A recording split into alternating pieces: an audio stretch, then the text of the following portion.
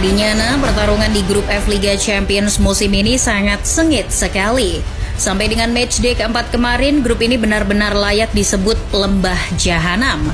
Betapa tidak, keempat tim masih sama-sama berpeluang untuk lolos ke babak berikutnya. Borussia Dortmund, PSG, Newcastle United dan AC Milan harus berjuang hingga titik darah penghabisan.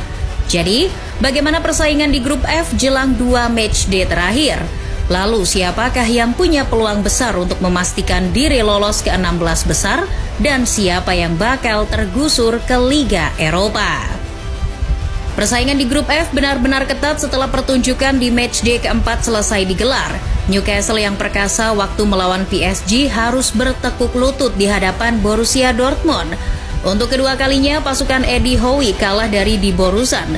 Setelah dihancurkan di markasnya sendiri 1-0, Newcastle justru menelan kekalahan 2 gol tanpa balas di markas Dortmund. Di lain tempat, AC Milan sukses membalas dendamnya pada Paris Saint-Germain. Kekalahan 3-0 di Parc des Princes dibayar lunas Rossoneri dengan kemenangan tipis 2-1 di San Siro. Walhasil AC Milan merebut 3 poin dan sampai matchday keempat mengumpulkan 5 poin. Sementara itu pasukan Luis Enrique setelah matchday keempat harus puas duduk di peringkat 2 sementara dengan perolehan 6 poin.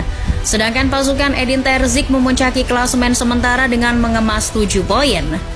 Newcastle, mereka sementara menjadi juru kunci karena baru mengumpulkan 4 poin.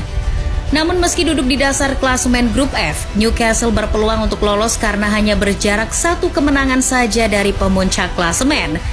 Di sisi lain, jika dihitung keseluruhan, ternyata jarak poin keempat tim ini masing-masing cuma 1 poin saja. Itu artinya persaingan menjadi sangat ketat. Tidak ada satupun klub di grup F yang sudah memastikan diri melenggang ke fase gugur. Perjalanan keempat tim itu sampai matchday keempat juga cukup beragam. Borussia Dortmund misalnya tidak menyangka tim yang diasuh Edin Terzic ini bisa memuncaki klasemen sementara. Padahal perjalanan mereka sampai pertandingan keempat tidak mulus-mulus amat. Di laga pertama saja, Niklas Füllkrug dan kolega keok di Parc des Princes. 1 gol dari Kylian Mbappe dan 1 gol lagi di mantan pemain mereka Achraf Hakimi membenamkan Dortmund. Kekalahan itu menyulitkan posisi Dortmund, terlebih di laga selanjutnya di Borussen mesti menghadapi salah satu empunya Liga Champions. Meskipun Dortmund agak diuntungkan karena mereka akan menjamu AC Milan, sayangnya di Borussen gagal memetik kemenangan atas Il Diavolo Rosso. Dari 18 tembakan tak ada satupun yang menjebol gawang Mike Maignan. Skor pun berakhir tanpa gol. Untungnya Dortmund bangkit di laga kontra Newcastle. Walaupun bermain di St. James Park, Dortmund sukses mencuri 3 poin. Karena sudah paham caranya mengalahkan The Magpies, Dortmund mengulangi hal itu ketika balik kandang. Skor 2-0 di Signal Iduna Park menjadi bukti. Langkah berbeda dilakoni Paris Saint-Germain. Mbappe dan teman-temannya percaya diri setelah mengalahkan Dortmund di laga perdana. Namun kepercayaan diri itu sepertinya membuat PSG lengah.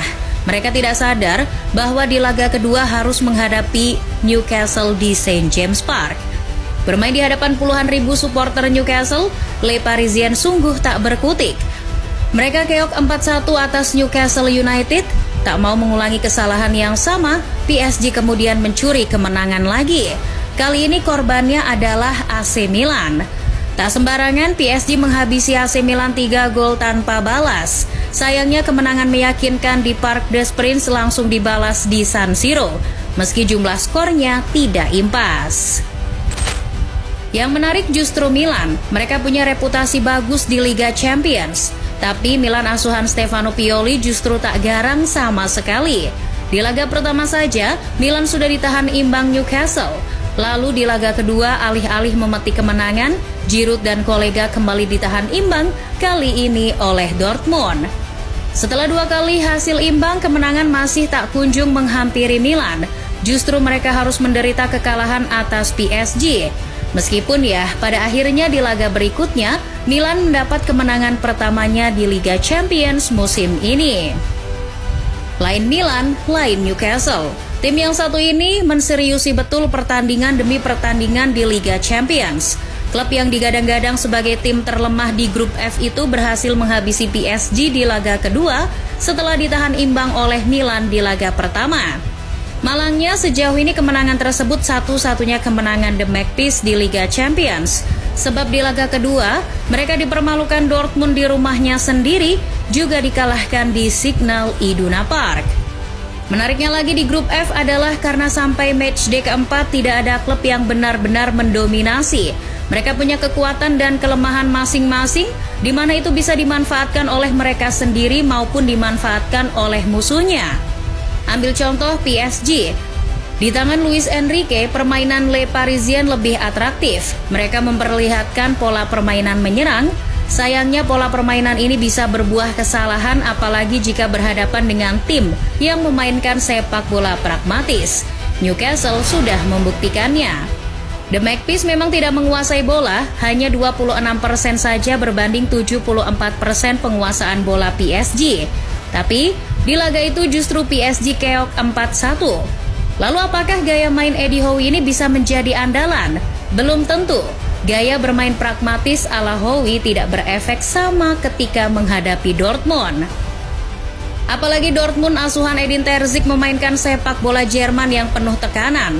Lihat saja saat Dortmund menghabisi Newcastle 2-0, menurut Sky Sports, mereka selalu berhasil dalam duel, angkanya 54,1% berbanding 45,9% milik Newcastle. Para pemain Dortmund juga rajin melakukan intercept yakni 10 kali di laga tersebut. Namun, gaya main Dortmund ini akan mudah terbaca apabila menghadapi lawan yang selevel atau kualitasnya lebih tinggi. Lihat saja saat melawan PSG yang punya komposisi pemain selevel. PSG yang mengedepankan penguasaan bola maupun mengontrol permainan. Hal yang sama juga terjadi saat Dortmund menghadapi AC Milan. Milan asuhan Pioli juga mengedepankan penguasaan bola. Mereka juga adaptif dan kadang mengandalkan serangan balik. Meski ya, itu juga beresiko, apalagi saat menghadapi PSG yang punya lini tengah bagus, serta pemain cepat seperti Kylian Mbappe dan Randal Kolo Muani. Lalu bagaimana peluangnya? Dari keempat tim yang berada di grup F menurut Opta, seperti dikutip The Analyst, ada 2 tim yang masuk 10 besar tim yang memiliki persentase juara Liga Champions tertinggi. Tim itu adalah PSG dan Newcastle United. PSG memiliki persentase kemenangan di Liga Champions 2,7%, sedangkan The Magpies 2,5%. Itu artinya 2 tim itu punya peluang yang cukup tinggi sebagai perwakilan yang lolos dari grup F. Tapi, dari hasil terakhir di matchday keempat, tidak menutup kemungkinan kalau AC Milan juga akan menjadi penantang serius. Namun, Dortmund yang memuncaki sementara grup F juga membuat kans mereka untuk lolos sangat terbuka. Padahal sebelum laga kemarin, Dortmund mentok diprediksi hanya bisa finish di posisi ketiga. Well, menurut Football Lovers, siapa yang akan lolos dari grup F?